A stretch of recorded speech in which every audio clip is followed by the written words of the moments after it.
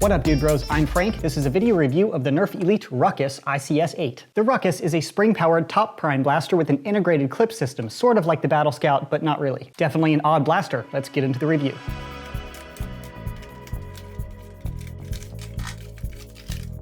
Included is the blaster, integrated clip, which is not removable, and 8 Elite darts.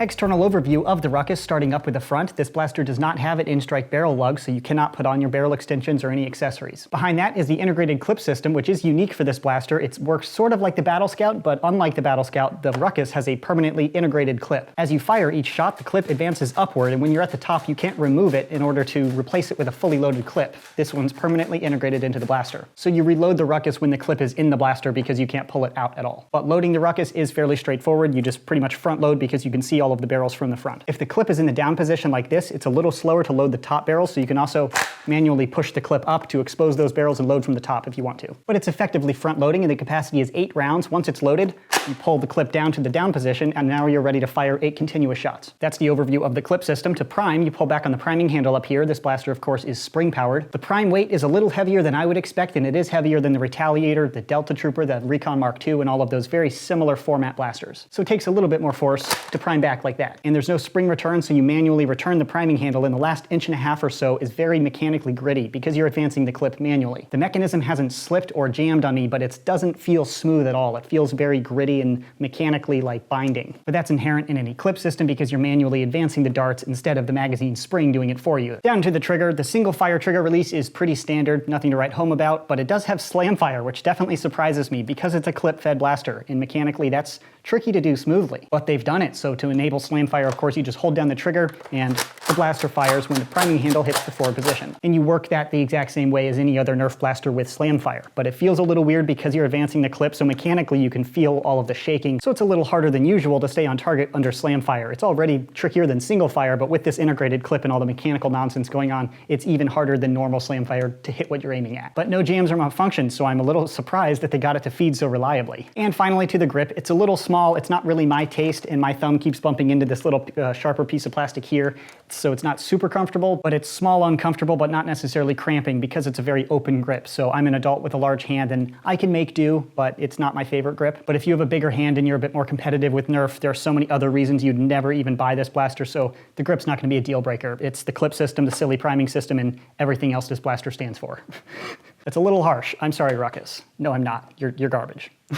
And at the bottom, you have a sling or a lanyard mount. That concludes the external overview of the Rukkus. Again, to fire, you effectively front load, prime back each time, and fire away, or slam fire. Let's see it out on the firing range. Shooting blue Nerf Elite darts.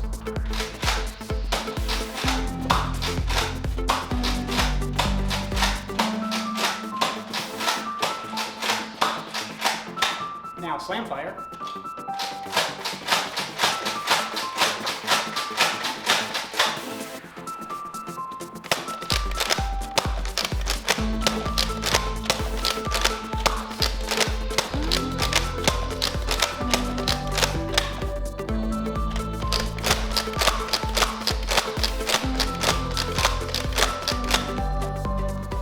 Now shooting blue waffle head darts.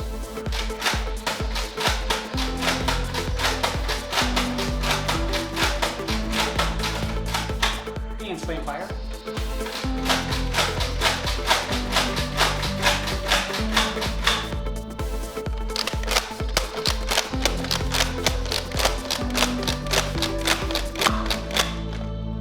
Operating the Rukkus went smoothly, more or less. I did not have any jams or malfunctions. It was not particularly pleasant to use because of the mechanical grit in this type of priming handle. But like I said, that is inherent in this clip system because you are manually advancing the clip. You have to put that energy into the blaster instead of the magazine spring doing it for you. And as I always say, don't make me do stuff. You gotta come down and deal with this. Don't make me do stuff. To compare firing velocity, I put the Rukkus up on my chronograph, and I achieved an average velocity of 71 feet per second with Nerf Elite darts, which is almost smack on that 70 FPS par that we can expect out of most Elite blasters on the market right now. So firing velocity is normal and nothing special. I did not have any jams or malfunctions with the Rukkus. And now to my very subjective personal opinion on the Rukkus. This type of blaster, I just don't even understand why it even exists. Integrated clip systems in general, let's address that first, like the Battle Scout, is a terrible idea. That's just sloppy and it feels gritty. It's just unnecessary when we have magazine technology. The in-strike magazines work very well. They work reliably. I don't understand why Hasbro keeps insisting on using archaic technology like the clip. Add to that fact, this is an integrated clip which can't be removed, so you can't have multiple clips loaded up on your body for faster reloads. You have to manually load this one.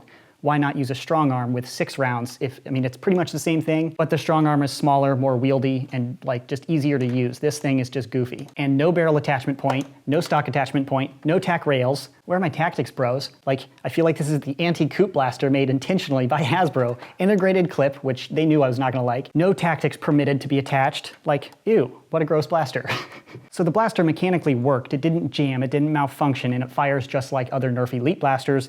However, it's not a pleasure to use by any means. It's mechanically sloppy and just mechanically, and just really less fun to use than something like a Retaliator. If you're looking for a spring-powered package like this, I definitely recommend the Delta Trooper, Retaliator, Recon Mark II. They have a very similar platform, but you can, attach tactics to those, and they use magazines instead of this ridiculous clip. And if you don't need 8 rounds and 6 would do, something like a strong arm is a much better choice. It's smaller, you can put that into a holster, it's just a more practical blaster to use. So the Rukkus blaster certainly does not come with a buy recommendation from me. I'd recommend so many other things. I don't really see any place for this in our hobby at all. That being said, the blaster was well executed. It was well manufactured. It doesn't jam or malfunction. It does everything it's supposed to do, and it does everything they advertise it does. So in that realm, there's no reason not to buy it if you see it and for some reason you're like, wow, I really want that. But if you're thinking that, you're certainly not on my team at the next battle.